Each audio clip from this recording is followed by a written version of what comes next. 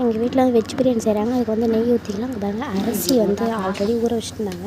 இப்போ பட்டை கிராம்லாம் போட்டுருக்காங்க. இல்லை போட்டு வந்து இஞ்சி பூண்டு பேஸ்ட்லாம் நெய்ச்சி வச்சுருக்கோம். இதுவே போடுங்க. வெங்காயம் போட்டு எல்லாம் வதக்கணும். அதெல்லாம் போட்டாங்க. பரவாயில்ல இப்போ பரவாயில்ல வச்சுட்டாங்க. இப்போ வந்து பீட் பேக்கர் போட்டிருக்காங்க. 2-3 பிடி போட்டாங்க எங்கள் வீட்டில். அதெல்லாம் போட்டு நல்லா கிண்டி விடணும். கிண்டி விட்டுக்கிட்டு தக்காளி போட்டுருவாங்க. சரிதான் நம்ம பார்த்துட்டு கிண்டி விடுறாங்க. சரி கிண்டி விட்டு எண்ணெய் ஊற்றினாங்க. அப்புறம் கருவேப்பிலை போட்டாங்க. அப்புறம் வந்து முட்டைக்கோஸ் உருளைக்கிழங்கு அரிச்சு வச்சுருந்தாங்க. எடுத்து போட்டாங்க. சரி உடனே போய் எடுத்துகிட்டே இருந்தோம். இப்போ பார்த்தாங்க யாரும் கொண்டு வாங்கினாங்க. சரிடான்ட்டு வெளியே வந்தான். அப்படியே ஆட்டுக்குட்டிங்க பாருங்க. என்னடா அது இவங்கேயே நிற்கிறான்ட்டு பாருங்கள். அப்படியே பிடிக்க போனால் அப்படியே ஓடுவா அப்படியே. சரி நான் அப்புறம் அங்கே ஒரு கோழி சின்ன பார்த்துட்டே இருந்துச்சு. என்னடா அப்படியே கண்ணு அசிக்கான்னு பார்த்தா சரி நம்ம வந்து இஞ்சி பூண்டு பேஸ்ட்லாம் போட்டுட்டு அடுத்து வந்து மஞ்சள் போட்டாங்க. சரி பார்த்துட்டு இருந்தால் அப்புறம் வந்து மிளகாய் தூள் போட்டாங்க.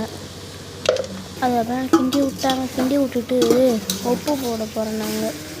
சரின்ட்டு நம்ம என்ன தான் செய்கிறாங்கன்னு பார்ப்போன்ட்டு பார்த்தேன். உப்பு போடுறாங்க.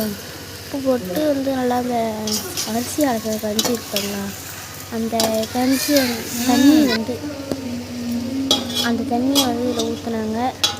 சரி என்னதான் பண்ணிட்டாங்க. நம்மளும் வெயிட் பண்ணி பார்ப்போம் அப்படின்னு பார்த்துக்கிட்டே நின்னேன். பார்த்துட்டே இருந்த பாருங்க இந்த தண்ணி எடுத்துனாங்க ஊற்றுனாங்க. என்ன இந்த தண்ணி ஊற்றுறோம்னு கேட்டேன்.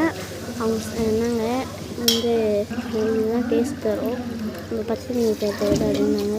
சரி நம்ம ஏதோ டேஸ்ட் மட்டும் தான் நம்மளுது அப்படின்னு பார்த்துட்டு சாப்பிட்டோம். நம்ம அப்படியே மூடிட்டாங்களா, மூடியே கொஞ்சம் நேரம் சேர்ந்து பார்த்தோம். அப்புறம் வந்து இதாகிடுச்சு, கொதிச்சு லைட்டாக.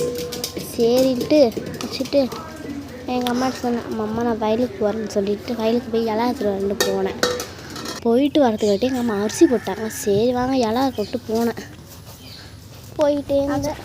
நல்லா வாழ்த்தாரில் இருக்குது வர ஆரம்பிச்சு சொல்லுங்க. இங்கே பாருங்க வயலில் எவ்வளோ அழகாக இருக்குது பார்த்தீங்களா. அப்படியே வந்தோம். அப்புறம் கீழே ஒரு வாய்க்கால் இருந்துச்சு பார்த்தோம். அப்புறம் ஒரு வாழை இலை இருந்துச்சு, அதை அறுத்துக்கிட்டோம்.